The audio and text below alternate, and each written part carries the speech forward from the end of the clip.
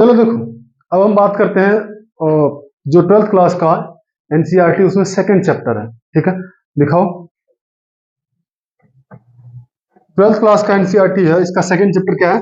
राजा, किसान और नगर। मतलब पहले राजा था, ठीक है, उसमें किसान है और नगर है। फिर इन सब चीजों को, इसमें जो टाइम पीरियड दे रखा है कितना है? 600 ईसा पूर्व से 600 ईस्वी तक का टाइम पढ़ेंगे हम। 600 ईस्वी तक। तो 500 ईसा पूर्व के आसपास कुछ घटनाएं होना शुरू हो गया था, हम उसको देखेंगे। तो यहां पर हम मेनली जो इस चैप्टर में पढ़ना है, हमें महाजनपद के बारे में पढ़ना है। क्या पढ़ना है? महाजनपद। सबसे पहली बात, हम अगर महाजनपद के बारे में पढ़ेंगे तो महाजनपद आया कैसे, तो हम इसकी देख लेते हैं। तुम लोगों को भी पहले से पता है कि यहाँ पर आर्यन आए थे, और आर्यन धीरे धीरे धीरे धीरे धीरे धीरे अलग अलग इतिहासकार कहते हैं कि ये सेंट्रल एशिया से आए थे, और ये धीरे धीरे धीरे धीरे गंगा के जो दोआब क्षेत्र है वहां पर इनका विस्तार होता है, और धीरे धीरे जाकर के ये पूरा अपना जो क्षेत्र बसाता है, और एक पूरी तरह से जो संस्कृति है उसको डेवलप करता है। आर्यन की बात बोलते हैं लोग। तो ये जनपद, महाजनपद, ये सब कैसे बना? तो तुमको पहले से ये पता होना चाहिए कि जो आर्यन होते थे वो गाय के लिए बहुत ही ज्यादा क्रूसियस होते थे। मतलब गाय को वो बहुत ज्यादा पूजनीय मानते थे। मतलब गाय को पूजते थे और गाय के लिए युद्ध हो जाता था। मतलब सबसे पहली बात, पहले के टाइम में गाय पाला नहीं जाता था, ठीक है, लेकिन जब आर्यन आए तो आर्यन गाय को पालते थे। क्यों? क्योंकि वो दुधारू थे, दूध देने वाले पशु थे। और गाय के लिए कई कई कबीलाओं में, तो आर्यन भी पहले कबीला ही था, तो कई कई कबीलाओं में क्या हुआ था? युद्ध हुआ था। ठीक है, तो आर्यन जिस कबीला में रहते थे उस कबीला का सरदार, सरदार का मतलब नेता, कौन थे? सुदास थे। कौन? सुदास। तो सुदास आर्यन के कबीला के नेता थे, और फिर धीरे धीरे धीरे धीरे ये लोग अलग अलग जगहों पर विस्तार किया, अलग अलग जगहों पर क्षेत्र बसाए, जिसमें एक कबीला बसाया। कबीला के बाद जो है वो जन बना, फिर जन के बाद वो जनपद बना, और जनपद के बाद जब पूरे अखंड भारत को अलग अलग क्षेत्रों को मिला करके एक इकट्ठा, एक केंद्रीकृत कर दिया गया, तो ऐसे महाजनपद बना। तो ऐसे ही छोटे छोटे छोटे छोटे कुल मिलाकर के 16 महाजनपद अखंड भारत में बना हुआ था। तो इन 16 महाजनपद के बारे में हम पढ़ेंगे कि ये कौन कौन से 16 महाजनपद हैं। तो सबसे पहले यहाँ पर कुछ एनसीईआरटी में जो कुछ बातें हैं हम उसको देख लेते हैं। जब 16 महाजनपद के बारे में बात आएगा तो हम उसको देखेंगे। तो यहाँ पर बात कर रहा है कि हड़प्पा सभ्यता के बाद 1500 वर्ष लंबे अंतराल में महाद्वीप के विभिन्न भागों में कई प्रकार के विकास हुए। यही वह काल था जब सिंधु नदी और इसकी उपनदियां के किनारे रहने वाले लोगों द्वारा ऋग्वेद का लेखन किया गया। मतलब एक तरह से क्या हो गया? वैदिक लोग, आर्यन ने ही तो वेद लिखा है ना, तो आर्यन को ही हम क्या बोलते हैं? ये वैदिक लोग थे। वेदों का ग्रहण किया, वेदों का लेखन किया। और उत्तर भारत, दक्कन का पठार और कर्नाटक जैसे उपमहाद्वीप में कई क्षेत्रों में कृषक बस्तियां अस्तित्व में आया। मतलब ये लोग खेती करना शुरू कर दिए थे, खेती कर रहे थे। और साथ ही ये और क्या किया कि भारत के अलग अलग क्षेत्रों में चरवाहा बस्तियों के भी प्रमाण इनसे मिलते हैं। मतलब ये लोग चरवाहा भी थे, अलग अलग जानवरों को पालते थे, और पाल करके क्या करते थे? उनसे अलग अलग उपयोग लेते थे। तो अगर और भी कुछ देखेंगे तो ये सबों का कैसे अंतिम संस्कार करते थे, तो वहीं हड़प्पा में जैसे उत्तर दक्षिण लेटा करके, जला करके, और कुछ कुछ चीजें जैसे अगर जो वो उपयोग करते थे उस उपयोग की चीजों को वहां पर उनके साथ दफना दिया जाता था या जला दिया जाता था। ये सब चीजें चलता था। मतलब ज्यादातर तो जला ही दिया जाता था। फिर छठी शताब्दी ईसा पूर्व में बहुत सारी चीजें मिला वहां पर, उसको देखेंगे। यहाँ पर एक बात है कि प्रिंसेप और पियदसी, ठीक है, भारतीय अभिलेख विज्ञान में एक उल्लेखनीय प्रगति 1830 के दशक में, जब ईस्ट इंडिया कंपनी एक अधिकारी जेम्स प्रिंसेप ने ब्राह्मी और खरोष्टी लिपियों को अर्थ निकाला। तो सबसे पहली बात, जेम्स प्रिंसेप ने अशोक के अभिलेख को पढ़ा था, ठीक है, तभी तो उसको ब्राह्मी और खरोष्टी लिपि समझ में आया था। तो अशोक के लिपि को पढ़ने वाले जो व्यक्ति थे सबसे पहले जेम्स प्रिंसेप थे, और उन्होंने ही अशोक की लिपि को पढ़ा था कि अशोक कौन से भाषा में लिखा था। फिर धीरे धीरे धीरे धीरे लोगों ने पढ़ा। तो 1830 में, मतलब अशोक 1830 में जो जेम्स प्रिंसेप था वो भारत में गहन अध्ययन कर रहे थे। प्रिंसेप को पता चला कि अधिकांश अभिलेख और सिक्कों पर पियदसी यानी मनोहर मुखाकृति वाले राजा का नाम लिखा है, और पियदसी और किसी का नाम नहीं है, अशोक का ही नाम है। हम आगे जब चैप्टर में नेक्स्ट आएगा तो हम पढ़ेंगे इसमें। तो पियदसी किसका नाम है? अशोक का ही नाम है, यानी मनोहर मुखाकृति वाले राजा, और कुछ अभिलेख पर राजा का नाम लिखा है। और बौद्ध ग्रंथों के अनुसार उस अशोक सर्वाधिक प्रसिद्ध शासकों में से एक था, ठीक है। और शोध और आरंभिक भारत राजनीतिक इतिहास के अध्ययन और नई दिशा मिली, क्योंकि भारतीय और यूरोपीय विद्वानों ने उपमहाद्वीप पर शासन करने वाले प्रमुख राजवंशों की वंशावलियों की पुनर्रचना के लिए विभिन्न भाषाओं में लिखे ग्रंथों का भी उपयोग किया। मतलब ये सारी चीज क्या क्या किया कि कैसे कैसे चीज बना, कैसे कैसे चीज, उन किन किन वंशावलियों ने क्या क्या उनकी योगदान रहा है, उन योगदानों को और उनके द्वारा किए गए कामों को संग्रहित करने में बहुत ही ज्यादा क्या मिला, बहुत ही ज्यादा हेल्प मिला, ठीक है, सहायता मिला। क्योंकि जब किसी चीज के बारे में कोई प्रमाण है हमारे पास, लेकिन उस प्रमाण को अगर हम पढ़ लेंगे, जब हम प्रमाण को पढ़ लेंगे तो हमें पता रहेगा कैसे कैसे हुआ था। लेकिन अगर हम प्रमाण को पढ़ नहीं पाएंगे तो हमारे लिए बहुत ज्यादा डिफिकल्ट होगा, ठीक है, बहुत ज्यादा मुश्किल होगा। तो इस तरह से, तो उसके बाद ये सारी चीजें हुआ। परिणाम स्वरूप 20वीं सदी के आरंभिक में महाद्वीप में राजनीतिक इतिहास का एक सामान्य चित्र तैयार हो गया, और उसके बाद धीरे धीरे धीरे धीरे सभी पता चलने लग गया कि कैसे कैसे है। तो महाजनपद में अगर हम देखें तो महाजनपद में हमें क्या मिलेगा? अगर हम नॉर्मल इसका इंट्रोडक्शन देखेंगे कि महाजनपद में और हमें क्या देखना चाहिए, तो 500 ईसा पूर्व के आसपास कृषि और बसावट प्रगति के साथ साथ क्या हुआ था, एक समान विशेषता बन गई थी।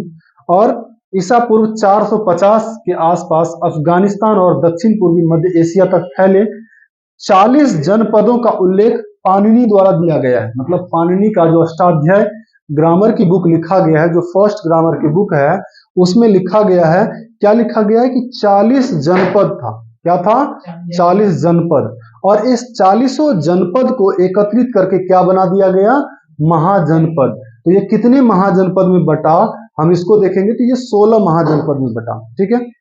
तो ग्रंथों में 16 महाजनपदों का उल्लेख है, इनमें से 9 का उल्लेख पाणिनि ने किया है। मतलब पाणिनि का जो अष्टाध्याय है उसमें 40 जनपद का वर्णन है और 9 महाजनपद का वर्णन है। याद रखना कितना?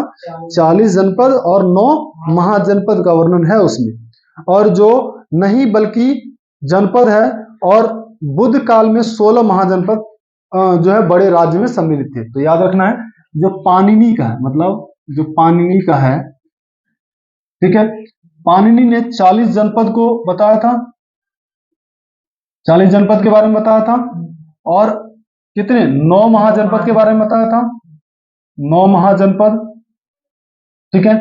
लेकिन अगर हम बौद्ध की बात करते हैं, मतलब बौद्ध ग्रंथों के अनुसार, ठीक है, अकॉर्डिंग टू बुद्धिस्ट टेक्स्ट, ठीक है, तो अकॉर्डिंग टू बुद्धिस्ट टेक्स्ट के अकॉर्डिंगली हम देखते हैं तो उसमें क्या बताता है, ये 16 महाजनपद थे, 16 महाजनपद थे, ठीक है।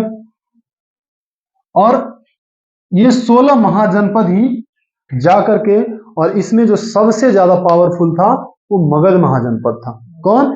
मगध महाजनपद था, ठीक है। कहां पर? ये बिहार के क्षेत्र में बना था, ठीक है, दक्षिण बिहार का क्षेत्र पड़ता था। और ये मगध, और मगध का जो कैपिटल था वो कहां था? राजगीर या ग्रीवराज, ठीक है। तो इसमें हम थोड़ा देख लेते हैं कि किसका कैपिटल कहां पर था, सबका नाम देख लेते हैं एक बार, और कौन कौन से स्थान पे था। तो सबसे पहला हम देखते हैं मगध महाजनपद। कहां है मगध? पहले यह राजगृह, बाद में पाटलिपुत्र में इसकी राजधानी बनी, ठीक है। पहले राजगृह, पहले कहां था? राजगृह था, बाद में पाटलिपुत्र में इसकी राजधानी बनी। और इसका जो संस्थापक था वो कौन था?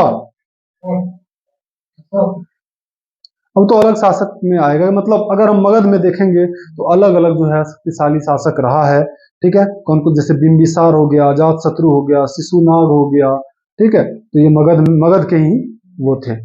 अब ये क्षेत्र कौन सा था? पटना और गया के क्षेत्र थे, ठीक है।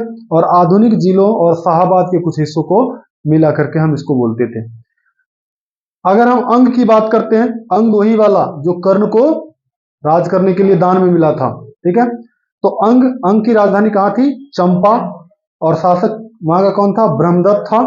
और बिहार में और मुंगेर और भागलपुर क्षेत्र तक ये इनका विस्तार था।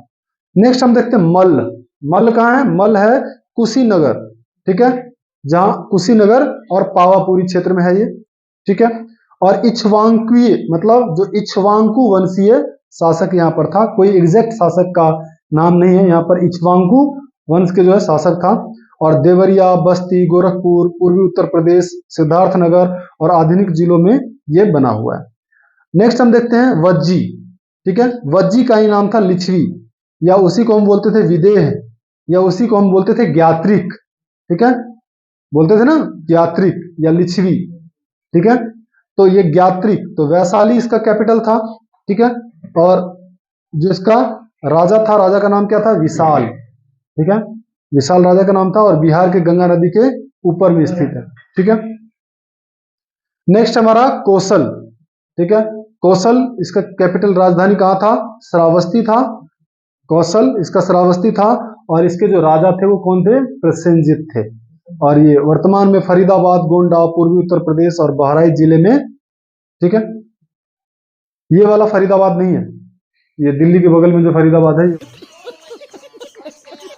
नहीं है, ठीक है। तो ये गोंडा, पूर्वी उत्तर प्रदेश, बहराइच और ये इन आसपास में वहां पर है। अब देखते हैं काशी। काशी आज भी नाम है, तो काशी एक महाजनपद था। काशी की कैपिटल वाराणसी, ठीक है। और इसका जो राजा था वो अश्वसेन था। कुछ कुछ लोग इसको वानर भी बोलते हैं, बानर। कौन बोलते हैं? बानर या अश्वसेन, अलग अलग नाम आता है। नेक्स्ट महाजनपद जो था चेदी महाजनपद, ठीक है। चेदी महाजनपद था, इसकी राजधानी सुक्तिमती था। कहाँ था? सुक्तिमती। और राजा इसका था उपचार। वर्तमान में ये बुंदेलखंड का क्षेत्र है, और ये बुंदेलखंड कहाँ है? मध्य प्रदेश में। नेक्स्ट था क्या? कुरु। कुरु का मतलब क्या? यही जो सुदास ने बनाया था, कुरु सुदास ने मिलकर के कौरव की जो स्थापना किया था, कौरव वंश का, कुरु का जो स्थापना किया था, ये सुदास के द्वारा किया गया था। आर्यन थे ये। और ये इंद्रप्रस्थ था, जो दिल्ली आज आप जहां पर बैठे हुए हैं, ये क्या था? इंद्रप्रस्थ, मतलब यहाँ कैपिटल था, और यहाँ पर कुरु महाजनपद था। और राजा इसके कौन थे? कौरव थे, ठीक है। और आधुनिक हरियाणा और दिल्ली के क्षेत्र थे इसका। इसके बाद था वत्स। वत्स का राजधानी कहाँ था? कौशाम्बी। राजा इसका उदयन था, और आधुनिक जिले इलाहाबाद और मिर्जापुर के क्षेत्र के आसपास। नेक्स्ट क्या है? पांचाल। पांचाल का जो कैपिटल है वो अहिछत्र है, जिसको हम अहिछत्र या हम कामपिल्ली भी बोलते थे। और अहिछत्र उत्तर उत्तर पार्ट का था अहिछत्र, और जो दक्षिण का था, दक्षिण भारत का था, उसको हम बोलते थे कामपिल्य। मतलब कामपिल्य उसका कैपिटल था। मतलब दो पांचाल दो पार्ट में बटा हुआ था, एक उत्तर भारत में, एक दक्षिण भारत में। उत्तर भारत को हम क्या अहिछत्र बोलते थे, दक्षिण भारत को हम कामपिल्य बोलते थे, ठीक है। और इसका राजा पांचाल नरेश था। वर्तमान में पश्चिमी उत्तर प्रदेश क्षेत्रों से यमुना नदी, पूर्व में कौशल जनपद, ये सब। नेक्स्ट क्या? मत्स्य विराटनगर, ठीक है। मत्स्य विराटनगर, विराट राजस्थान में अलवर, भरतपुर और जयपुर। मतलब राजा कौन था? विराट। नेक्स्ट है सूरसेन, यही मथुरा वाला, ठीक है। कौन? सूरसेन कौन? कृष्ण का नाना, ठीक है। तो सूरसेन मथुरा, अवंती पुत्र इसके राजा थे, और सूरसेन भी थे मथुरा के आसपास के क्षेत्र में। फिर क्या था? अवंती, उज्जैन, ठीक है। या उसी को हम माहिष्मती भी बोलते थे।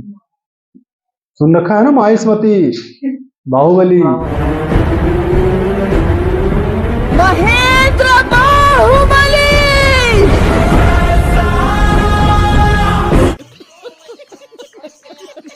ठीक है, उज्जैन का ही नाम माहिष्मती भी था, ठीक है।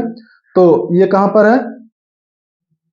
मध्य प्रदेश में। और इसके जो राजा थे वो चंड प्रद्योत। कौन था? बहुत पावरफुल राजा था। मगध बार बार इस पर अटैक करता था, लेकिन मगध जीत नहीं पाता था। चंड प्रद्योत मध्य प्रदेश और पश्चिमी भारत के क्षेत्र तक है। फिर क्या था? अस्मक। अस्मक, और इसका जो कैपिटल था वो था पोतना या पोटाना, ठीक है। और इसका राजा था इक्ष्वाकु वंश, ठीक है। भारत के, और कहाँ है? भारत के दक्षिणी नर्मदा और गोदावरी के बीच में स्थित क्षेत्र है ये। नेक्स्ट हमारा कंबोज। कंबोज है आधुनिक कश्मीर, ठीक है, या जिसको हम राजपुरा क्षेत्र बोलते हैं, वहां पर है। और इसके सुदर्शन, कमठ, दक्षिण, चंद्रवर्मन, ये सब इनके राजा था। और हिंदू कुश पाकिस्तान का जो हाजरा जिला तक है, यहाँ तक इसका विस्तार है। और लास्ट हमारा है गांधार। गांधार अफगानिस्तान में है। इसकी राजधानी तक्षशिला थी, और चंद्रवर्मन और सुध दक्षिण इसके राजा थे। तो पाकिस्तान में पश्चिमी भाग और पूर्वी अफगानिस्तान के क्षेत्रों तक ये क्या है, समाविष्ट है।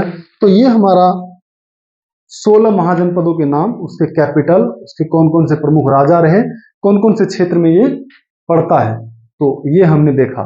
ठीक है, अब हम एक एक करके डिटेल पढ़ेंगे और एक एक करके हम देखेंगे किसमें किसमें क्या क्या जरूरी है।